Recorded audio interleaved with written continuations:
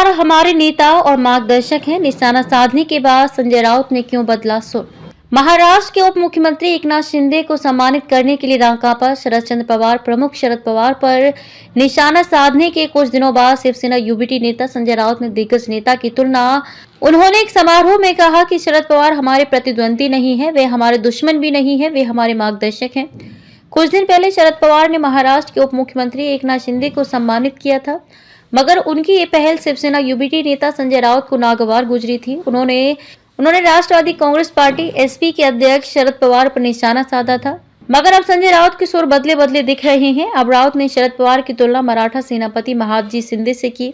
महादजी शिंदे ने 18वीं शताब्दी में दिल्ली पर जीत हासिल की थी। शरद पवार हमारे दुश्मन नहीं है। नई दिल्ली में पुस्तक विमोचन समारोह में शरद पवार के साथ मंच साझा करते हुए राज्यसभा सांसद संजय राउत ने रांकापा सपा प्रमुख की जमकर तारीफ की। राउत ने कहा कि शरद पवार हमारे विरोधी नहीं है और कभी दुश्मन भी नहीं रहे, वे हमारे मार्गदर्शक और नेता हैं, वे हमारे महादजी शिंदे हैं। राउत ने कहा कि मराठा साम्राज्य के सेनापति दिल्ली में किंग मेकर थे और उन्होंने 2 बार जीत हासिल करने के बाद यहाँ शासकों की नियुक्ति की।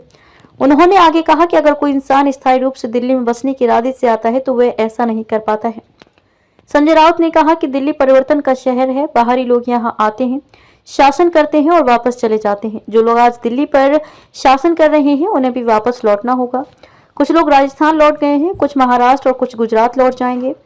पवार ने याद की अपनी पहली यात्रा। शिवसेना यूबीटी के राज्यसभा सांसद ने कहा कि दिल्ली में विश्वासघात और साजिश जीवन का अभिन्न अंग है।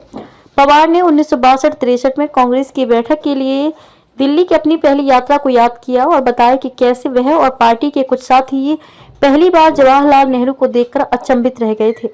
पिछले महीने पुणे के एक गैर सरकारी संगठन द्वारा स्थापित महादजी शिंदे पुरस्कार से शरद पवार ने डेप्यूटी सीएम एकनाथ शिंदे को सम्मानित किया था, मगर शिंदे को सम्मानित करने पर उद्धव ठाकरे की पार्टी भड़क उठी थी। दरअसल 2022 में शिंदे गुट ने उद्धव ठाकरे की पार्टी से बगावत कर भाजपा के सहयोग से महाराष्ट्र में अपनी सरकार बना ली थी।